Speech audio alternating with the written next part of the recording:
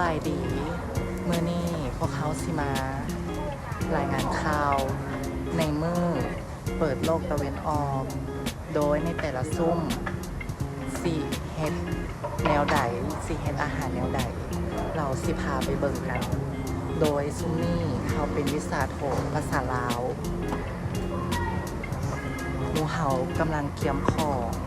สิเฮ็ดอาหารสบายดีสองเป็นแนวใดเจ้าเห็นยังอยู่การเตรียมของสำหรับนำมาลงโดยแล้วเขาสิพาไปเบิงในแต่ละซุ้มตัวนอกเขาก็สิพาไปเบิงซุ้มภาษาเกาหลีไปเบิงกันเลยเนาะ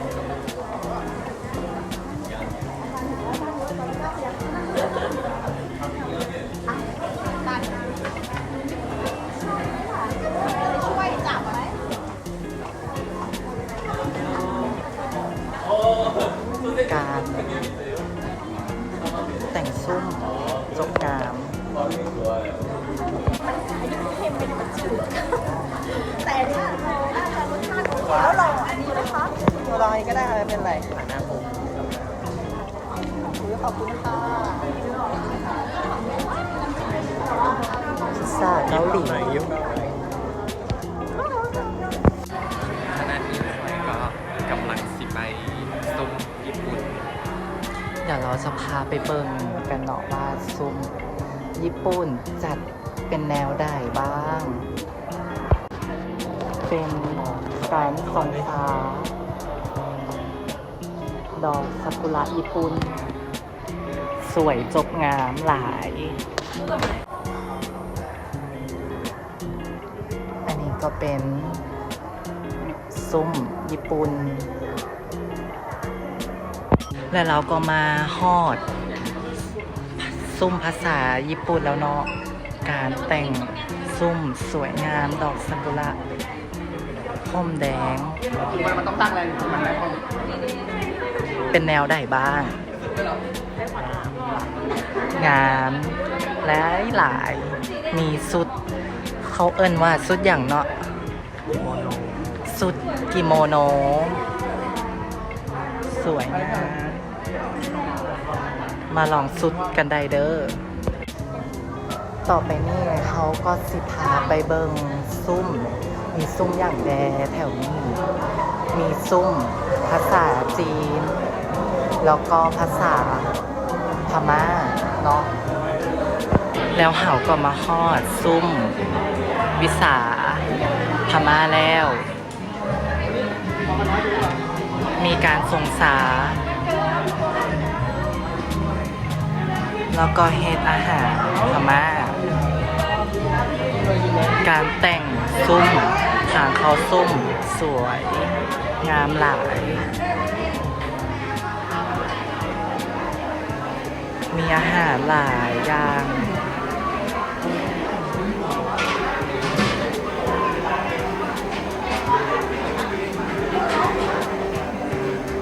แล้วเราก็มาเบิ่งเห็นซุ้มภาษาญี่ปุ่นอีกแล้วเป็นซุ้มอาหารซุ้มนี่เฮ็ดอาหารอย่าง ว่าทาโกยากิ ชื่อว่าทาโกยากิเนาะ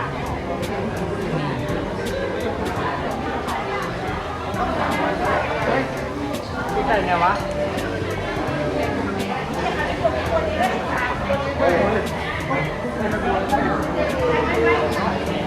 แล้วเราก็พาไปเบิ่งซุ้มภาษาจีนกันเลย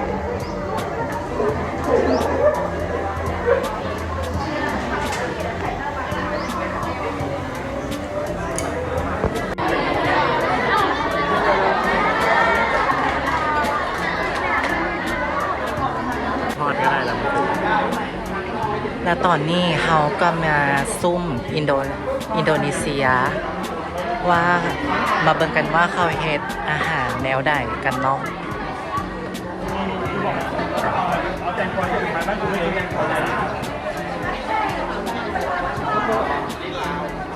ตัวนั้นได้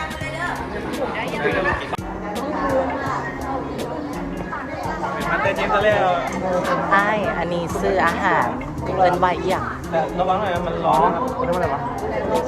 สเต็กอินโดนีเซียขอขอบใจ แล้วมันต้องจิ้มกับอะไรอ่ะ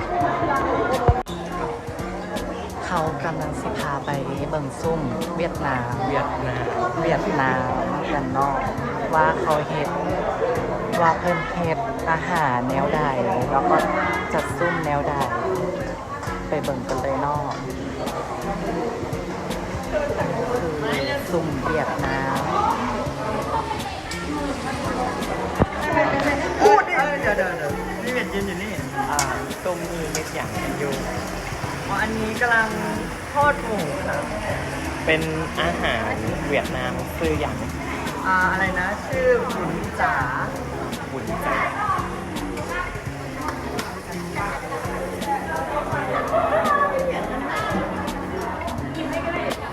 แล้วเราก็มาหอดซุ้มลาวของเราซึ่งเป็นเราก็ไปเปิดกันว่ามีอย่างไร ทำไปเบิ่งกันเลยเนอกว่าหมูเฮาเฮ็ดอาหารอหย่าง ซุ้มของเขานั้นก็จะเฮ็ดเป็นตำหมักโงกับยำข้าวปุ้นรสชาติก่อนแซ่บหลาย เฮาก็สิพาไปเบิ่งวิธีการเฮ็ดเนาะ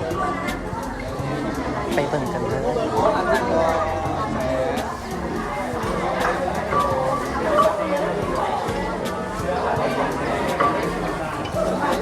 อันนี้ก็จะเป็นตำส้ม